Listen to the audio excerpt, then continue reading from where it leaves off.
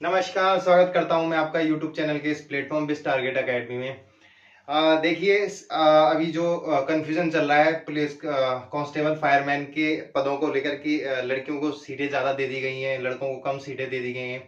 Total 321 सीटें, 321 312 के आसपास जो सीटें थी, उसमें से जो भी ये विवाद चल रहा है, देखिए उस कंफ्यूजन को विवाद नहीं कह सकते, इसको कंफ्यूजन कहते हैं। देखिए उस कंफ्यूजन को दूर करने के लिए सबसे पहले हमें जानना जरूरी है कि आरक्षण कैसे कैसे दिया जा रहा है उत्तराखंड में, कैसे कैसे यहाँ पर आरक्षण दिया जाता है। तो इसको एनालिसिस करेंगे, उसके बाद उस पॉइंट पे जाएंगे कि जो कटिंग चल रही थी, वो जो बच्चे उसको लेकर गए थे आयोग के पास, कि वो कितना सही है और कितना गलत।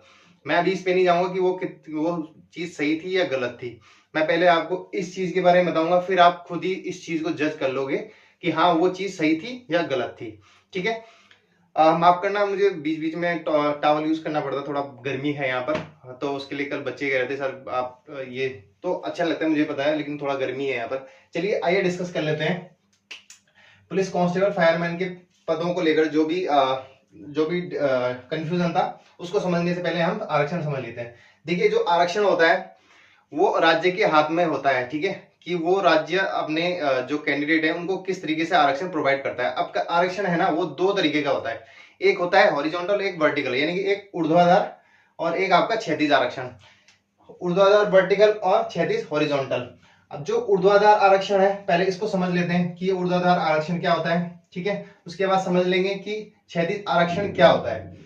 देखिए ऊर्ध्वाधर आरक्षण वो आरक्षण होता है जिसमें अगर जो आरक्षण, अगर ऊर्ध्वाधर आरक्षण अगर आपको दे दिया जाए तो क्या होगा कि आपकी जो सीटें हैं, अगर आप सपोज करो जैसे 100 सीटें दी, उसमें से 30 सीटें आपको वर्टिकल आरक्षण के पास है, ठीक है। अब ये रिजर्व है, रिजर्व सीटें हैं। अब इसमें जो कैंडिडेट फाइट करेंगे, ठीक है, अगर इनके मार्क्स ऊपर है, जनरल कैटेगरी में आ रहे हैं, तो ये क्या करेंगे, ऊपर को फाइट करेंगे, यानी कि जनरल में फाइट करने लग जाएंगे। अगर इनके मार्क्स ऊपर है, यानी जनरल के बराबर है, ठीक है, मतलब जो कट ऑफ जनरल की जा रही है उसमें अगर इनके मार्क्स आ रहे हैं, तो ये अपना क्षैतिज आरक्षण में, भाई ऊर्ध्वाधर आरक्षण में ना होकर ये जनरल में चले जाएंगे, अनरिजर्व में चले जाएंगे, ठीक है। इसको बोलते हैं ऊर्ध्वाधर, यानी कि ऊपर की साइड को मूव करना।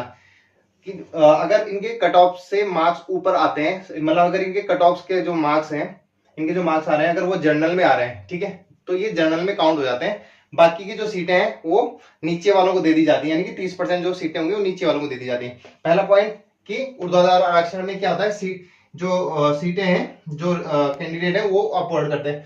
अब ये मतलब ऊपर जनरल में फाइट कर सकते हैं, मतलब ठीक है, कुल मिला के मतलब है कि ऊर्ध्वाधर आरक्षण वाले जनरल में फाइट कर सकते हैं।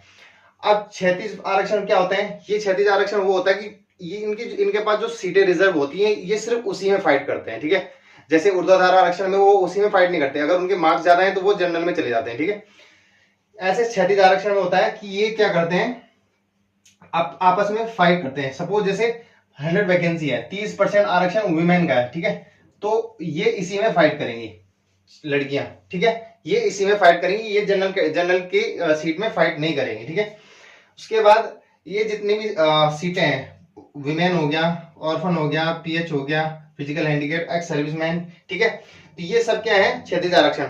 अब जो उत्तराखंड, ये राज्य के हाथ में होता है कि वो अपने कैंडिडेट को कैसे आरक्षण दे। तो जो उत्तराखंड ने जो आरक्षण दे रखा है वो ऊर्ध्वाधर आरक्षण दे रखा है, ईडब्ल्यूएस, ओबीसी, एससी, एसटी, ठीक है, समझ में आया ना। यानी कि जो आर्थिक रूप से कमजोर वर्ग है, पिछड़ा वर्ग है, जो अनुसूचित जाति है और जनजाति, इनको दे रखा है ऊर्ध्वाधर, यानी कि ये जनरल की सीट में फाइट कर सकते हैं, ठीक है।